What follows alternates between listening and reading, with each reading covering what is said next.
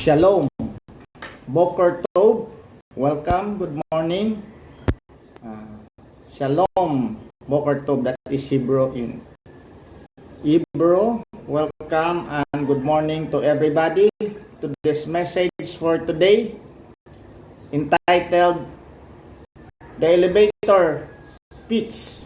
An elevator pitch of the gospel is in the prologue of the book of Romans. Romans 1, 1-13. Ang ating pong title sa mensahe po sa umaga ito is An elevator pitch of the gospel is in the prologue of the book of Romans. Yan po ang ating pag-usapan ngayon sa umagang ito at I hope na ang mensahe po ito ay magbibigay sa atin ng gabay upang maintindihan talaga natin yung gospel, no? Pero katulad ng ating nakasanayan, ginagamit natin itong pagkakataon na to sa bago tayo magsimula kasi antay natin makapasok yung mga tao sa ating FB Live. Let me take again this opportunity to present to you the gospel of our salvation. Ang gospel po of our salvation is the main topic of the Bible na talagang mayroon pong plano ang God na ililigtas ang tao. Kaya nga ang gospel is ang tawag dyan ay ebanghelyo, good news or good message. At it is about the work and person of Jesus Christ, no? Si Jesus Christ talaga ang pinaka-sentro diyan kasi ang pinaka-problem natin ay ang tao ay makasalanan. Sabi nga sa Romans 3:23, for all have sinned and fall short of the glory of God. Ang glory of God po ay napakataas kasi ang God po ay mayroon siyang attribute na holy siya at matatagpuan yan sa mga verses sa Bible. Isa nga dyan sa Isaiah 6 na nandoon yung mga cherubim or seraphim na nagsabi silang holy, holy, holy ang God. So when God is so holy at ang tao ay makasalanan, mayroon tayong problem, hindi tayo reconciled sa God. Hindi tayo reconciled sa God, kaya tayo po ay mapapahamak talaga.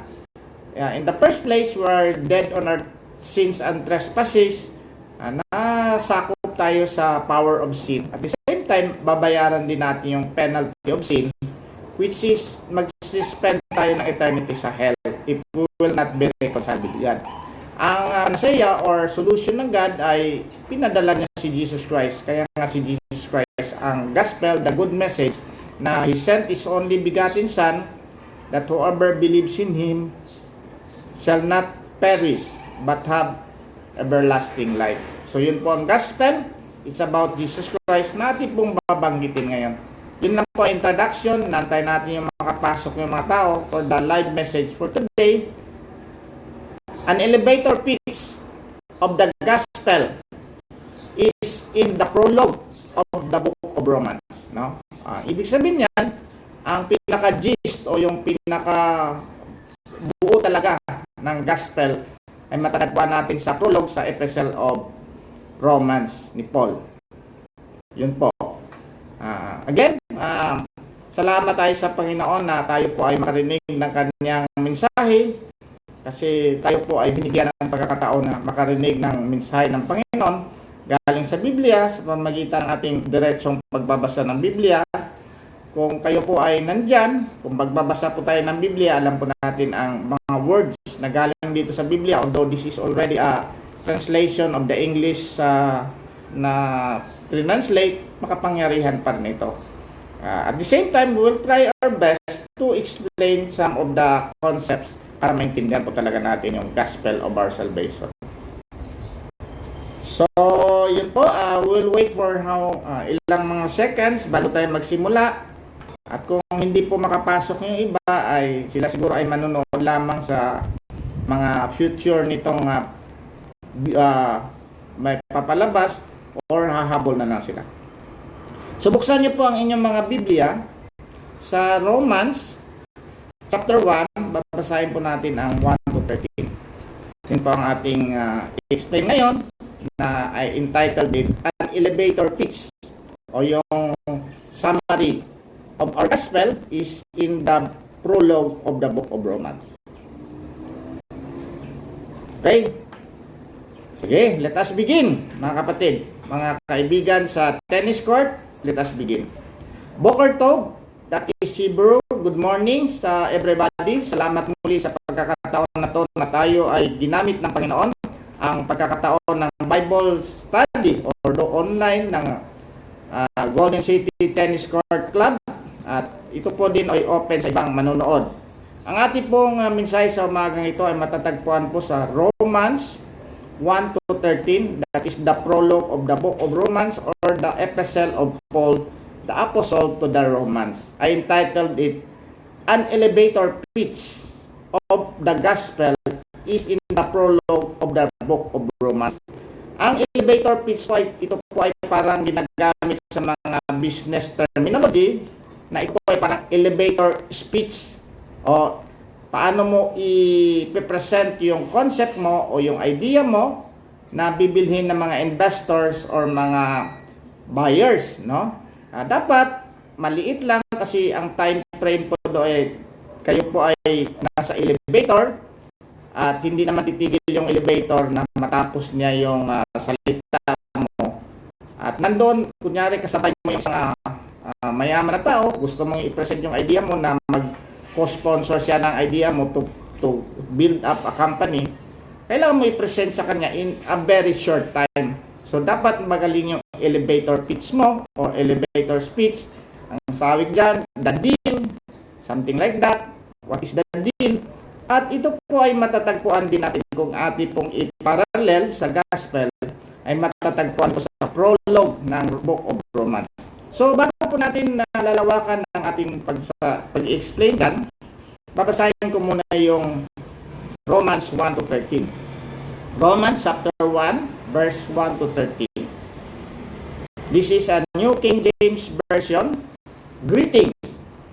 Paul, a bondservant of Jesus Christ, called to be an apostle, separated to the gospel of God, which he promised before through his prophets in the Holy Scriptures, concerning his Son Jesus Christ our Lord, who was born of the seed of David according to the flesh, and declared to be the Son of God with power according to the Spirit of holiness by the resurrection from the dead. Through him we have received grace and apostleship for obedience to the faith among all the nations for his name, among whom you also are the called of Jesus Christ. Verse 7, to all who are in Rome, beloved of God, called to be saints, grace to you and peace from God our Father and the Lord Jesus Christ. Verse 8, first I thank my God through Jesus Christ for you all, that your faith is spoken of throughout the whole world. For God is my witness, whom I serve with my spirit in the gospel of his Son, that without ceasing I make mention of you always in my prayers, making request, if by some means now at last I may find a way in the will of God to come to you. For I long to see you, that I may impart to you some spiritual gift, so that you may be established. That is, that I may be encouraged together with you by the mutual faith, both of you and me. Now I do not want you to be unaware, brethren, that I often planned to come to you, but was hindered until now, that I might have some fruit among you also, just as among the other Gentiles.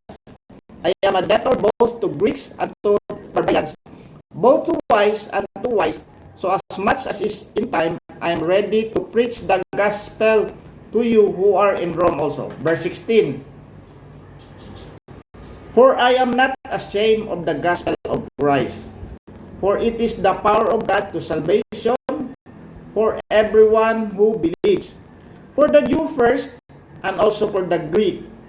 For in it, the righteousness of God is revealed from faith to faith, as it is written, the just shall live by faith. Tayo muna yung manalangin. Panginoon naming Diyos na aming Ama na makapangyarihan sa lahat, kami ay muling nagpupuri at nagpapasalamat na kami, Lord, ay nakarinig na yung mga salita sa pamamagitan ng pagbabasa sa Biblia at sa aming pakikinig. Alam po namin, Lord, na ang iyong mga salita ay makapangyarihan ito, at ito ay papasok sa aming espiritual na pag-iisip, mabubuksan ang aming pananampalataya kung wala pa, kung mayroon na ay ito'y lalago, at kung pagbibigyan mo ng pagkakataon ay maging harvest po to at magamit din po sa ibang mga tao, Lord. Lord, salamat din po sa pribileyo na ibinigay mo sa akin upang maipahayag po, Lord, ang magandang balita ng kaligtasan at buksan mo, Lord, ang aming mga puso-isipan upang marinig namin, Lord, ang iyong mensahe sa mga ito. Salamat muli at dalangin namin ito sa pangalan ni Jesus, naming Panginoon at tagapagligtas. Amen.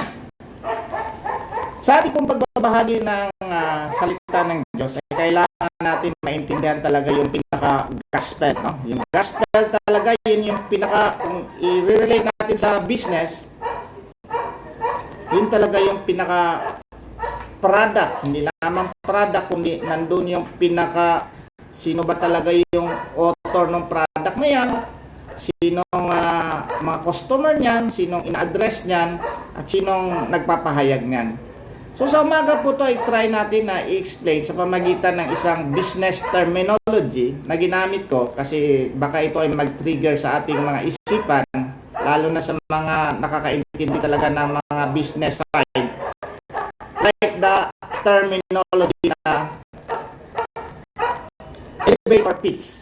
What is an elevator pitch? Ang elevator pitch ay isa po yung maliit na presentation. Ang setting po yan ay tinatawag yan na elevator pitch or elevator speech. Kasi ang concept po niyan ay yung time frame mo to present your idea sa tao na kunyari investors, no? Kunyari si Mark Zuckerberg, bago niya nalagay yung Facebook, kailangan niya ng mga investors. Kunyari ikaw, mayroon kang isang magandang idea na ang worth ng company mo ay supposed to be 1 billion na idea, nakasalubong mo ang isang mayaman tao sa elevator. You have to present your idea to that person para mag-invest siya sa iyo. Kaya tinatawag natin na elevator speech or elevator pitch. Kailangan mo i-present ng mabilisan kasi ang time na magsama kayo ay lang. No? Tawag yan sa ibang mga bootcamp ay the deal. What is the deal? This is my deal. This is my product. Ito yung mga customer, paano tayo kikita. So, ganun, no? So, pardon myself na gagamit tayo ng mga analogies sa business. Kasi ang gospel po ay, mayroon po siyang differentiation from the business talaga. Ang gospel po ay galing yan sa God. At hindi tayo ang owner niyan. Tayo ay messenger lamang. No? So, ang gospel po talaga ay from the word yan na Greek na angelion. Angelion, at doon sa simula dyan, mayroong tinatawag na euangelion. Ang angelion ay message yan. Kaya kung ikaw ay nakakarinig ng angel, ang angel po ay messenger yan. Katulad ng mga angel na ginamit po na mag-message sa ni God, no? Kaya si Gabriel, no? Yan ginamit yan na mag-message kay Mary na siya ay magkakaanak, no? Galing sa Holy Spirit. So, angelion means message, pero may prefix siya na you, ibig sabihin ng good. Ano po? Euphemism, euphoria, yung parang high na high ka, euphoria, EU, no? Yung eulogy. Ang ibig sabihin ng eulogy, magsasalita ka ng mga words doon sa patay, magandang salita ang sasabihin mo. Kunyari, euphemism, no? Halimbawa, pupunta ka sa isang doktor, no? At sabihin mo, bubunutan kita ng ngipin. Dok, masakit ba yung pagbunot ng ngipin? Hindi, para lang kitang kinurot. Yan ang ibig sabihin ng euphemism. Good. Pero hindi naman talaga totoo. Injection lang kita, sabihin ng para lang kinagat ka ng maliit na langgam. Yun ang mga euphemism. Kaya yung euangelio, eu means good, angelion means message, euangelion, kaya nga na-derive yung sa Pilipino na ebanghelyo, na good message. Good message of the good message of our salvation. Sa lahat ng pinakamagandang balita, yun ang pinakaganda. Wala nang makakalampas na magandang balita doon sa magandang balita na yan. So, una-una, tatalakayin natin dito ay, una-una, ito po ay sulat ni, ano ba yung prologue? Sulat ni Pablo sa mga taga-Roman, to the Rome people. Kasi Rome po ay, sa kanilang kapanahunan po ay center talaga ng Roman Empire yan. Center ng Roman Empire yan, alam po natin sa kapanahunan nila Jesus Christ. Pag sinabi mong the world yan, the world, ang meaning yan ay the Roman Empire kasi hindi pa naman nila talagang naabot yung mga ibang bansa. Kaya pag Roman Empire yan. Si Pablo po ay, siya po ay inatasan na magbahagi talaga ng salita ng Diyos at titingnan natin kung sino si Pablo. Una-una po, titingnan muna natin ano ba itong Roman Epistle of Paul. The Epistle of Paul, the Apostle to the Romans. Ito po ay sulat, ang epistle po ay parang sulat yan. Alam po natin, isa yan sa mga genre ng books of the Bible kasi marami po mga genre ang books of the Bible. Alam po natin, mayroong history, no? Mayroon ng law, sa Old Testament yan, may mga prophets, pero dito sa New Testament, mayroon din mga genre. Kaya ang isa sa mga genre ay the Gospel, meaning yung mga 4 books of the Bible. Isa yan sa mga genre. Tapos mayroong Acts, parang transition book. Tapos mayroon pong epistle. Isa yan sa mga genre, classification na ng mga books. Mga sulat yan ng Bible. Mayroon din mga epistle of Paul and general epistle. Tapos mayroong revelation na eschatological book. So, genre yan. Ang epistle po ay isa sa mga genre sa books of the Bible. No?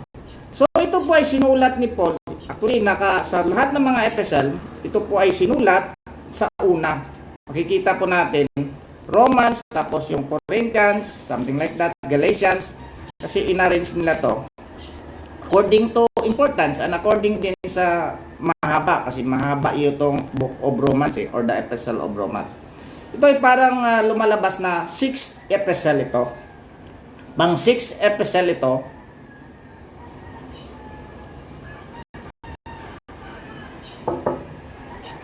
Pang 6th epistle ito na sinulat ni Pablo. Ang una pong epistle na sinulat ni Pablo po ay Galatians. Yan pa ay resulta ng kanyang first missionary journey. Si Pablo po ay mayroon silang first missionary journey at napuntahan nila yung Galatia. Kaya nagka-problema ang Galatia about paano talaga maligtas ng tao. Sinulat ni Pablo yung Galatia. Pagkatapos, sinulat niya yung 1 Thessalonians, 2 Thessalonians. Tapos, nung pangalawang missionary journey ni Paul, sumulat siya ng 1 Corinthians, 2 Corinthians. At sabi ng mga scholars, itong Romans ay pang 6th ito, 57 or 58 AD ang pagsulat ni Pablo dito. Marami pa siyang mga sulat na iba yung malapit na sa mamatay, like the Ephesians, Colossians, yung iba na sinulat niya. Pero titingnan natin ang itong Romans, kasi itong Romans, ito yung parang pinaka-thesis talaga ni Paul. Sa lahat ng mga sulat niya, kung mami ka kunyari sa school, ito yung pinaka-mahirap na instructor na kailangan mo i-submit yung mga papers mo. Kasi alam po natin ang Roma ay doon po yung pinaka-sentro talaga ng mundo sa Roma. Nandoon yung palace, nandoon yung emperor, nandoon na yung tinatawag nila na Caesar. Sa panahon na nila kasi si Caesar ang pangalan. So yun yung emperor. Pero ang Israel po ay maliit lang na bayan. Maliit lang na bayan yan na under ng Roman Empire. Mayroon silang mga proconsul doon, si Pontius Pilate. Nandoon nakasentro yon si Jesus Christ, no? Pero nung namatay na si Jesus Christ, kailangan na mas spread yung magandang balita ng kaligtasan. And it is about Jesus Christ. Pero unahin muna natin yung si Paul, kasi kailangan mag-present ni Paul dito na siya ay credible na source ng or author nitong sulat na to. So sa kanilang kapanahunan, inuuna nila yung sa kanilang mga sulat, inuuna nila yung pangalan nila. Kaya sa simula pa lang dito sinabi na Paul, a bondservant of Jesus Christ. called to be apostles. So, una-una, pag sinabi mong bond servants, hindi ito hard na pwede kang umuwi. Itong bond servant talaga ay nakatali ka na sa God nito, nakatali ka na sa amo. Pag sinabi mong bond servant kasi, sa kanila mayroon kasi tinatawag na mga jubilee. Sa kanilang kultura po, after 7 years, kailangan mong pakawalan ang mga utang mo o mga slaves. At meron silang sinatawag na Pentecost. After 7, tapos 7 times 7, sa 50 talaga, ialis mo yung mga servants mo. Palalayain mo yan. Mayroon na nagsiselect ng mga bond servant. Ang ibig sabihin nila doon, sabihin ng amo nila, ikaw, kasi nag-serve ka na ng how many years? 7 years, no? Or 50 years. Malaya ka na. Yan ang batas natin sa ating kaulig-ulig sa ating kultura. Malaya ka na. Pero itong servant na to ay mahal na mahal niya ang kanyang amo. So, tatanungin siya, ikaw ba ay alis o hindi? So, sabi na, hindi po ako alis kasi nalalab na kita. I will become your bond servant. So, lalagyan siya ng parang ring dito sa ilong o sa tainga. O basta may ring bilang tatak na siya ay bond servant na. So, ibig sabihin, he will stay sa kanyang amo throughout his life, bond servant na. So, ganun po si Paul dito. Nung na-encounter po na si Jesus Christ doon sa Damascus, siya po talaga ay nagiging bond servant na. No? Babasahin natin kung paano na-encounter ni Paul ang Panginoon, kasi si Paul po ay isa itong parang pariseo na inuusig niya sa kanang panahonan ang mga Kristiyano. Ito ay hinuhuli niya, kinukulong niya, at minsan pinapatay pa nga, nag-agree siya. In fact, nung nag-speak si Stephen sa chapter 7 ng Acts, siya pa talaga nagbantay ng mga tao, ng mga coat or mga damit ng mga tao na buwabato kay Stephen to death. So si Paul po ay hindi siya agree kay Jesus Christ. Kalaban talaga siya ni Jesus Christ. In fact, sa kanyang kagustuhan na patayin o hulihin yung mga tao talaga na nagsisimula sa activity about Jesus Christ na tawag nilang The Way, ay humingi siya ng parang sulat doon sa central authority na nandoon sa Damascus. Hawak-hawak na yung authority na yan, na mayroon siyang parang power na hulihin niya yung mga Kristiyano. So, dito po ay pumunta siya doon, malapit na siya sa Damascus, ay nasalubong na si Jesus Christ. Si Jesus Christ, by the way, dito ay patay na at nabuhay na ulit at umakyat na sa langit. Kasi si Paul po ay how many years na to after the death of Jesus Christ, at si Jesus Christ ay umakyat na sa kanama. Ang unang ginamit po ay ang mga apostol, tapos si Paul po. Sabi dito sa encounter ni Paul dito ang Panginoon. Ang sabi nga dito, Saul, why are you persecuting me? Sabi ni Paul, and he said, who are you, Lord? No? Bakit natin na Lord? Ako ito, parang this is divine conversion. Ay sa God. Ay sabi na, who are you, Lord? So si Paul ay parang na-convert na nung nabulan na kakita siya ng light. Say, I am Jesus whom you are persecuting. It is hard for you to kick against the gods. Tapos sabi niya, so he trembled and astonished, said, Lord, what do you want me to do? Ang sabi ng Panginoon, then the Lord said to him, sabi ni Jesus Christ, arise and go into the city and you will be told that you must do. So ito ay converted na parang doon, pero kailangan pa talagang makita ni Paul yan. Dito sa 15, inutusan naman si Ananias ng Panginoon na puntahan si Paul upang pagalingin kasi nabulag si Paul for 3 days. Sabi ni Ananias dito, Lord, I have heard from many about this man, how much harm he has done to your saints in Jerusalem. And here he has authority from the chief priest to bind all who call on your name. So ganun ang pagkakilala ni Ananias kay Paul, na ito yung nag-aano sa atin, nag-uusik sa atin, at meron siyang authority from the high priest to bind all who call on your name, yung mga naniniwala kay Jesus Christ. Pero ang sagot ni Jesus Christ kay Ananias, But the Lord said to him, sa 15 ng 9 ng Acts ito, "Go, for he is a chosen vessel of mine, to bear my name for Gentiles, kings, and the children of Israel, and I will show him how many things he must suffer for my name's sake." So ito mga kapatid, ito ay parang divine calling ito ng isang tao na against kay Jesus Christ. At nung kanyang tinawag, biglang nag 180 degree turn talaga. At siya ngayon ay parang nagbago na.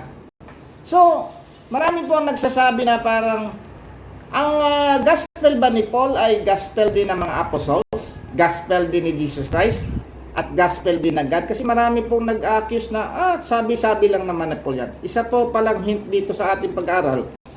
Pag sinabi ng Bible yan, the Bible is the Word of God. Regardless kung si Jesus Christ ang nagsasalita dyan, regardless kung apostle ang nagsasalita dyan, regardless kung si Paul ang nagsasalita yan, pareho yan, pareho yan. Kaya nga mayroon ako mga binasang books ni John MacArthur, kasi marami nagsasalita na iba't iba ang gospel ni Jesus Christ, iba-iba ang gospel ng mga apostol.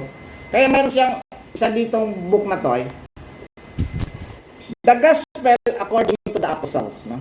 Mayroon din nga, hindi ko na makita sa aking mga lalagyan ng libro. Mayroon din doon, The Gospel According to Jesus Christ. Ito, The Gospel According to the Apostles. Ibig sabihin, according to Peter, to mga apostles. Yun na dyan, no? Yan. Mayroon din, The Gospel According to Paul. Yan, Gospel According to Paul, to. Itong book na to. Tapos, kasi ang mga Jews din po ay sabi na, kami naniniwala naman kami sa Tanakh or the Old Testament. Sumulat itong author na to sa John MacArthur. The Gospel According to God. Ang ibig sabihin ng Gospel According to God, ginamit niya ang Old Testament at in-emphasize na dito yung Isaiah 53 talaga na isang chapter yan ng Old Testament na nagpatutuo ng Gospel talaga. It is saying in the Tanakh, in the Old Testament, according to Jesus, the gospel according to Jesus, according to the apostles, to the 12 apostles, and according to Paul. So isa lang po yung gospel na yan, although maraming nagsasalita, kayo ay naniniwala na sa mga rabbi sabi na, you're listening to the gospel of Tarsus, meaning kinokontra na si Paul kasi sabi na, hindi naman talaga yun natutuo kasi nagbabiolate yan si Paul doon kay Jesus Christ. Pero ang babasahin mo ang buong Biblia, from the Tanakh or the Old Testament, yan na pininawalan ng mga Hebrews, to the New Testament, to the Christian Bible, simula kay Jesus Christ, to the Apostles, and to the Gospel according to Paul. Pareho lang yan siya.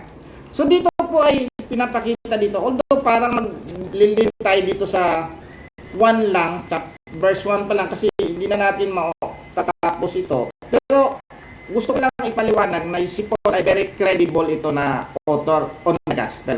Kasi sabi nga niya dito sa Galatians 1, saan ba galing ang aking mga sinasabi? Ang sabi ni Paul dito sa Galatians 1:11,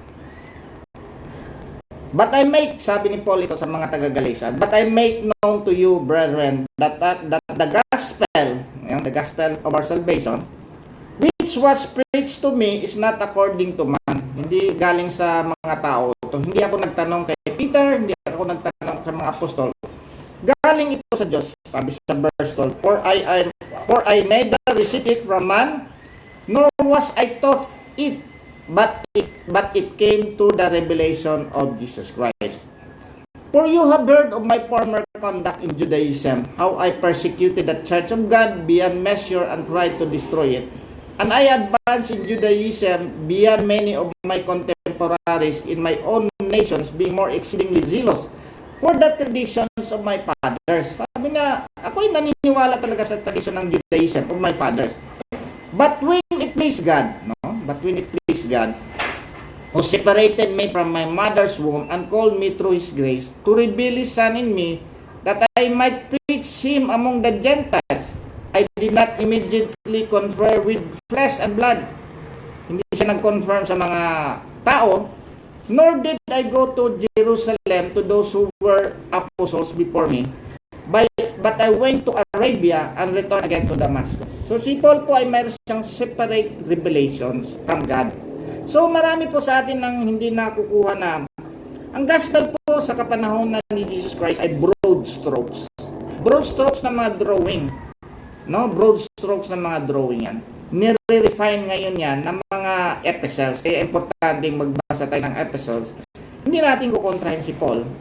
Kasi si Paul po ay kinausap talaga ni Jesus Christ yan. Nag-spend nga siya ng 3 years sa Arabia. Kasi counterpart yan din nang nag-spend yung mga apostles ng 3 years kay Jesus Christ during His ministry here in earth. Nag-spend ng 3 years. Ganon din ang ginawa kay apostol. Nag-spend din siya nag-isolate siya ng 3 years sa Arabia. At the same time, mayroon pa siyang mga OJT na mga 14 years. So si Paul po ay mayroon siyang mga missionary journeys. No? So, si Paul po ay parang talagang doon. Kaya ko ini-establish ito kasi dapat maniwala tayo na all of the writings in the epistles are refinement of the gospels. Refinement of the gospels. Ibig sabihin na nililinaw sa atin na ano talaga yung gospel.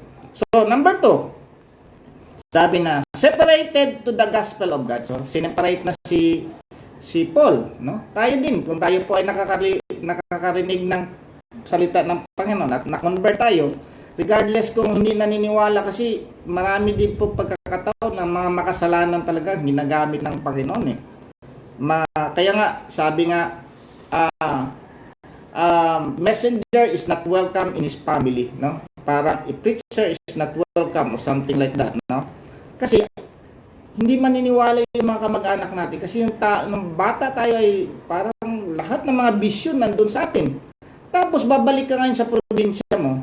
Sabi mo, ako po ay magpipray sa pagtatawanan kanila kasi alam nila ang iyong kalukuhan nung bata ka pa, nag-iinom ka, nang bababae ka, something like that. Hindi nila maintindihan yan. Kaya nga si Paul, sabi nga niya, Lord, ano naman yan? Yung mga maray tao, tapos papuntahin mo ako kay Paul. Ipapatayin ako doon sa, pero sabi ng God, binago ko na yan si Paul. Sineparate ko na yan siya to preach the gospel. So, dito po sabi doon, ang gospel po ay He promised before through the prophets in the Holy Scriptures. So, sinulat na yan. Kaya nga mayroon ditong the gospel according to God. Kasi in the Old Testament para, o the Tanakh, yung Torah, Nevi'im, and Ketubim, Tanakh kasi is acronym yan ng mga books yun eh. Sinulat na yan ang gospel. Hindi nga lang maintindihan ng mga tao. So, doon sa Old Testament, parang ano yan eh, parang prophecy yan about Jesus Christ na dadating talaga ang isang Messiah. Pagdating kay Jesus Christ, medyo din drawing na yan ni Jesus Christ na ito yung gospel, pero broad strokes yan. So, kailangan may transition, kailangan magsulat pa yung mga apostles, kasi ang mga apostles po, ang role ng apostles talaga sa kanilang kapanahonan, 1st century AD, ay sila ay nire-reveal. Kailangan lang isulat yung mga revelation sa kanila. Sulat nila yan sa mga books of the Bible. Kaya tayo naniniwala tayo sa New Testament kasi mga sulat yan ng mga revelations to the apostles like John, Peter, Paul. Kasi si Paul po, meron siyang 13 epistles dito.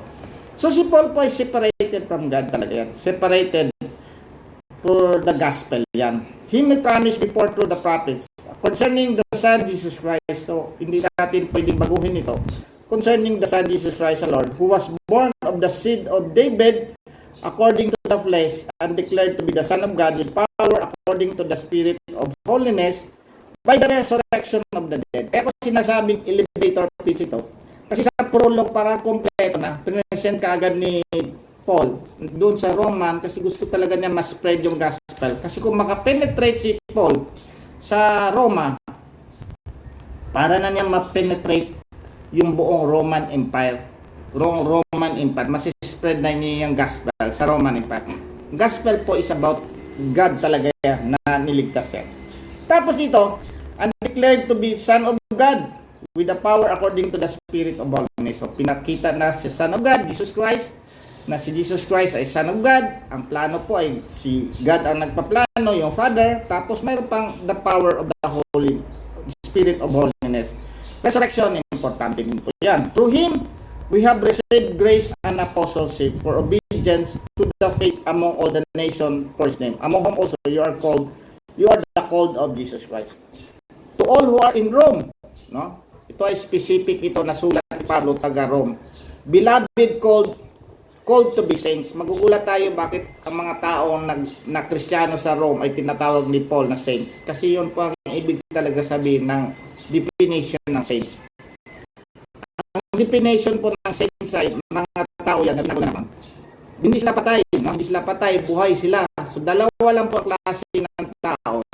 It's either you are a sinner or you are a saints. Pag ikaw ay kinonvert ng God, narinig mo ang gospel, naniwala ka sa gospel, you believe in the Lord Jesus Christ, and you are converted, you are now called a saints. Kaya marami pong saints na buhay ngayon, hindi lamang ang saints ay nandun sa taas, kundi mga saints. Kaya sabi ni Paul, the saints in Ephesus, in Romans, no?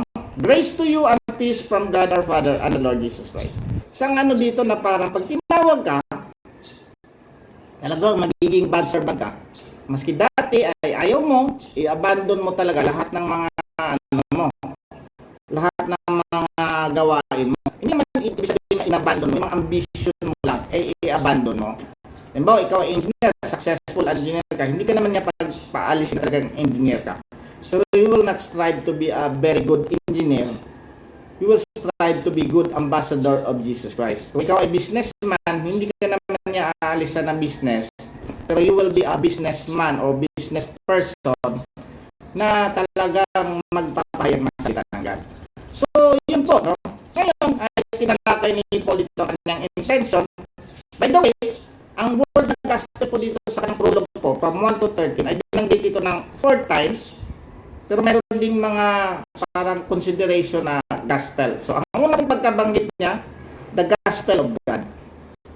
The gospel of God. Dito tayo ngayon ay bibigyan natin ng din ito kasi baka maubusan tayo ng oras. Binanggit niya dito by faith. No? Gusto niya dumalaw kasi siya ay sabi na, I am debtor both to the Greeks and to the barbarians, both to the wise and to unwise, so much as I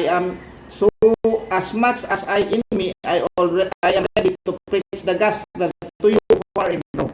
Ito sulat ni Pablo na hindi naman talaga kilala yung taga-Roma, mga Kristiyano sa Roma. Kasi hindi pa siya nakakapunta sa Roma. Gusto lang niyang pumunta doon. Ang gusto niya ma-penetrate yung Roma, kaya sinulatan niya yung mga Church of Rome na both Gentiles and mga Jews yan. Ngayon, dito po natin to sa 16, kasi ito yung pinaka pitch talaga, sabi ni Pablo. For I am not ashamed of the gospel of Christ. Kanina sinabi na the gospel of God doon sa verse 1. Dito sa verse 9, sinabi niya the gospel of His Son.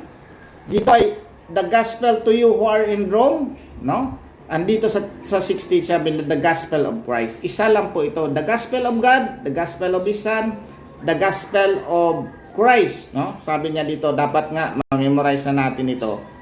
For I am not ashamed of the gospel of Christ, for it is the power of God to salvation for everyone who believes. For the Jew first, and also for the Greek. For in the gospel, the righteousness of God is revealed. From faith to faith, as it is written, the just shall live by faith. So parang ito yung prologue niya, at the same time, in-explain niya sa mga susunod na mga chapters ng Roma and other epistles ng ating kaligtasan ay by faith to faith. Kasi nga sabi na, I am not ashamed of the gospel because ito talaga yung power of God to salvation. Kaya kung gusto mo magbago yung mga kapitbahay mo, mga mag-anak mo, hindi mo sila mababago maski anong sasabihin mo sila, huwag ka mababae, huwag ka mag-ino, pagsasabihan ka lang nila na parang righteous ka, pinagsasabihan mo ako. Dapat ang pinaka talaga ni Paul dito, sabihan mo sila tungkol kay Jesus Christ, na si Jesus Christ ang kanilang kaligtasan, si Jesus Christ ang pumunta dito. Ngayon, kasi mayroon na lang tayong ilang panahon, no? This gospel is of God. Again, this gospel is from God. Hindi ito, wala itong ownership. Hindi ito ino-own ng isang denomination. Hindi ito ino-own ng isang preacher. Hindi ito ino-own ng mga nagsasalita. Ang tagapagsalita ay nag-messenger lang sila. Pero wala silang karapatan dito sa gospel na to. All, ang kalang karapatan lang ay i-present ito. Unlike sa aking analogy na kanina, yung product, sa iyo yan, yung idea ay sa iyo yan. kailangan mo i-convince yung prospect investors na magtaya sa iyong business. Ito ay wala kang magagawa dito. Ang God mismo ang nagde-decide kung bebentahan niya o hindi na bebentahan ng tao, quote-unquote bebentahan niya o convert na o hindi. Kaya ang sabihin mo, I cannot convert you, hindi kita mababago. Maski nga mababae ka, mag-iinom ka, maglalasing ka, magsisinungaling ka, magwaldas ka ng pera, corruption, hindi mo mababago ang tao. Ang kailangan mong baguhin, sabihan mo siya na si Jesus Christ ang magbabago sa iyo. Si Jesus Christ. So, ang unique dito sa gospel na to ay this is from God. At hindi ito magawa ng mayroon nga ako nakita na isang preacher na sabi niya, kung tayo ang mag-iimbento ng gospel, hindi natin ma-imbento ito. Hindi natin mapapasok sa isip natin. Kaya dapat dapat dito sa Galatians 4:4, sabi dito sa Galatians 4:4. But when the fullness of time had come, God sent forth His Son, born of a woman, born of Virgin Mary, born under the law, to redeem those who are under the law, that we might receive the adoption of son. Una-una, hindi papasok sa ating natural mind na ipanganak sa isang Virgin Mary. Hindi papasok yan. Hindi rin papasok sa ating isip ang sinasabi natin na God and man. That ang messenger, hindi lang ang messenger, ito yung tagapagligtas talaga natin, ay both God and man. Jesus Christ is truly God and Jesus Christ is truly man. Hindi makakapasok yan sa isipan ng tao kung tayo ang magdi-design ng gospel. Tapos hindi rin papasok sa isipan natin na ipinanganak siya under the law. Ikaw ba naman ang iyong anak ay masaya na doon sa trono at ipapapunta mo doon sa kalaban mo at magtatrabaho siya doon? May isip ba yan ng tao na ilalagay mo yung anak mo, the son, your son, Jesus Christ? Hindi magagawa ng tao yan. Born under the law, to redeem those who are under the law. Parang doon, pinapapunta mo sa putik ang iyong anak para iligtas yung mga nalunod doon sa putik sa isang nag-uusok na parang bulkan at siya ang mamatay doon. Hindi mo maiintindihan yan. Hindi tayo, maski anong plano natin, hindi natin ma-create ang substitutionary atonement. Hindi papasok sa ating isip ang substitutionary atonement. Na itong mga tao na to na makasalanan ay papadalhan ko ng isang tagapagligtas na si Jesus Christ. Siya ang magsasubstitute kasi hindi nila magawa ang mga requirements ko. Ang una po requirements ng Holy God, dapat ang tao ay perfect before they can enter the kingdom of God. Dapat perfect sila. Ang tao po may problema, maski anong gagawin niya, hindi siya maging perfect kasi nagkasala na at magkakasala pa siya. So hindi siya makakapasok sa kaharian ng God. So ipapadala ng God yung kanyang son to obey all the laws. Kaya nga sabi ni Jesus Christ, I did not come to destroy the law but to fulfill the law. Sabi niya sa Matthew 5:17.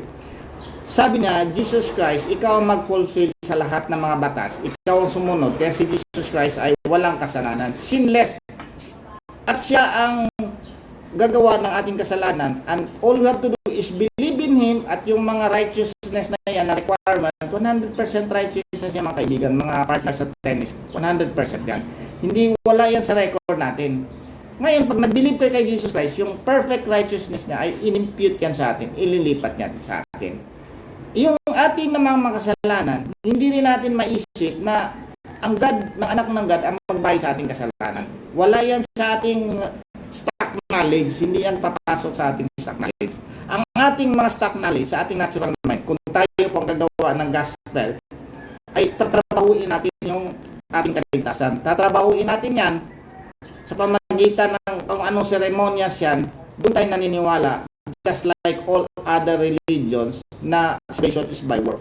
Imposible pong pumasok talaga ang gospel na ang God mismo ang nagsasubstitute, siyang angako. Kaya nga sabi dito sa 2 Corinthians 5:21, sabi nito,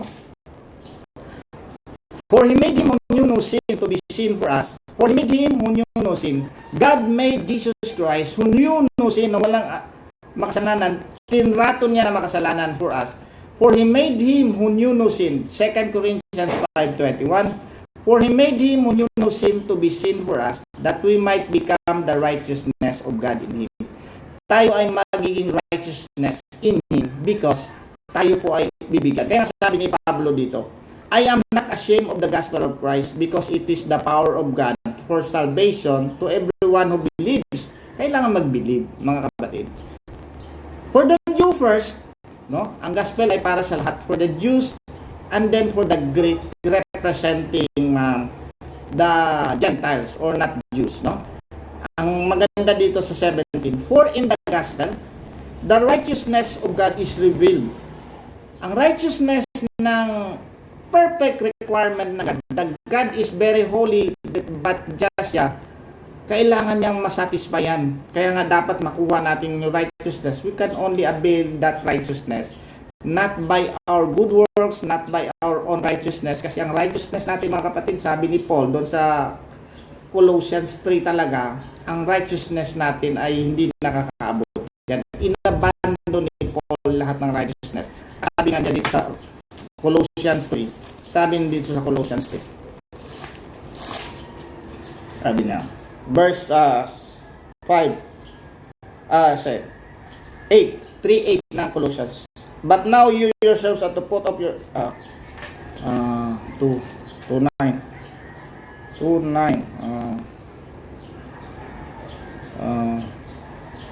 Philippians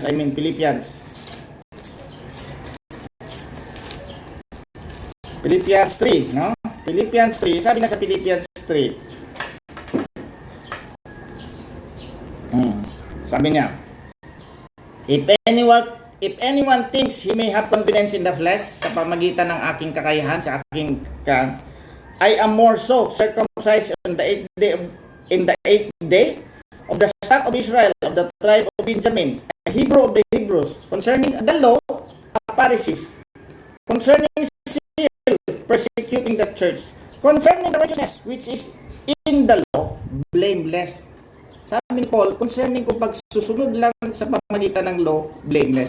Pero sabi niya sa 7, but what things were gained to me, this I have counted loss for Christ.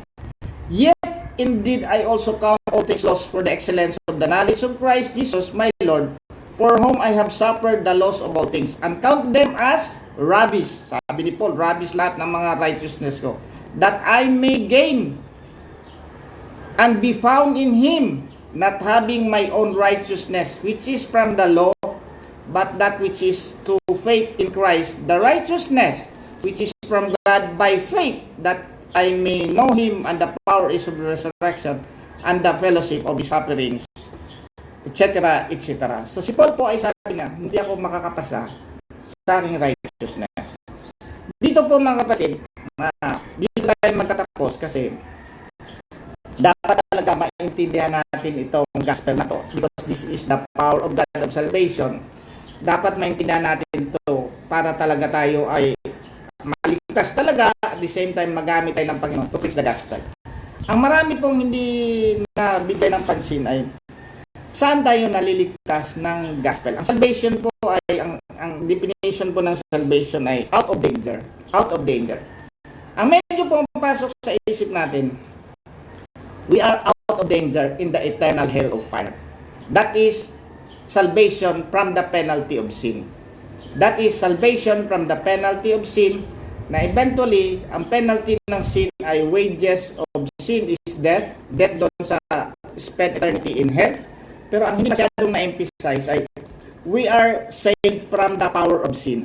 No? We are saved from the power of sin, na tayo po ay danger tayo, patuloy tayo na gumagawa ng mga kasalanan kasi we are continuing to be doing bad things talaga.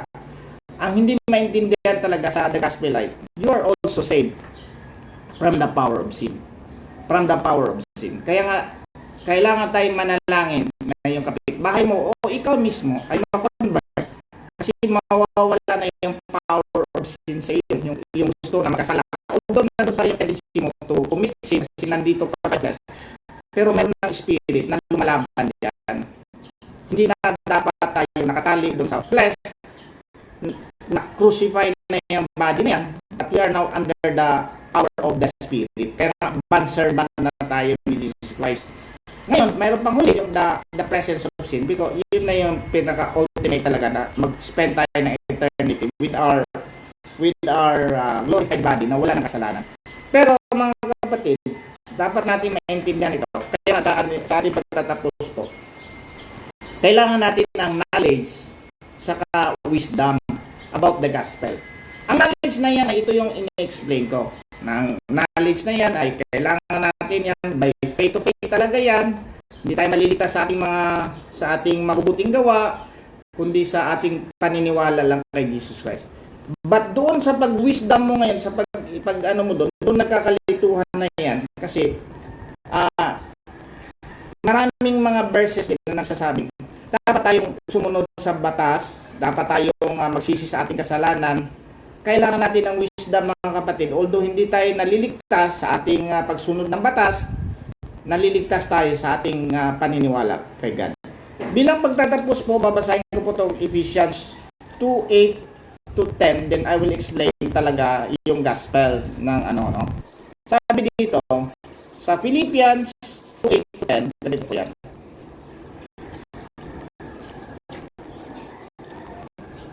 For by grace, Ephesians 2:8 to 10. For by grace, you have been saved through faith. So, una-una, dahil sa grace ng Panginoon, naligtas tayo, no? Sa pamagitan ng ating pananampalataya. No, malino yan. It is not from yourselves. That not of yourselves. Hindi galing sa atin. Ang kaligtasan yan, hindi galing sa atin yung faith na yan. It is the gift of God. It is the gift of God. Bakit? Not of works, lest anyone should boast. So, ang ating kaligtasan, if we are saved by the grace of God through our faith. But mayroong kasunod po niyan, mga kapatid. For we are His workmanship, created in Christ Jesus for good works, which God prepared beforehand that we should walk in them. Kung ikaw talaga ay ligtas ng God, katulad ni Paul, babaguhin ka, you're God's workmanship. Minsan hindi lang natin napapansin. But you are designed for God, you are now God's workmanship, created for good works which God prepared beforehand that we should walk in them.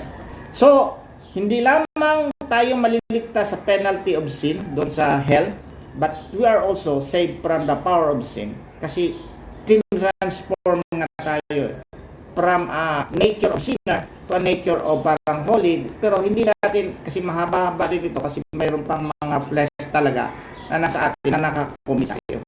Kailangan natin maintindihan na ang God ay nagpadala ng kanyang bugtong na anak na si Jesus kasi tayo ay hindi natin maaabot ang ating kaligtasan. That is the gospel of God.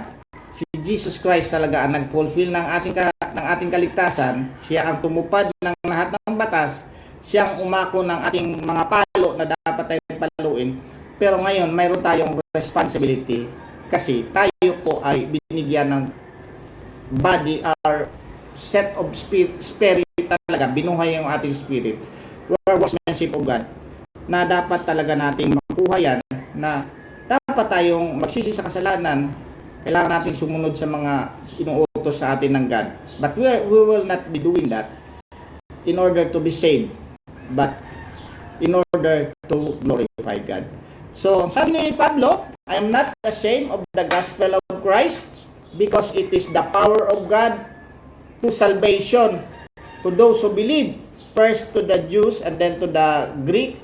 For in the gospel, the righteousness of God is revealed from faith to faith, as it is written, the just shall live by faith. Tayo ngayon, na mga just na, paano tayo naging just? Kasi dineclare tayo na just ng God.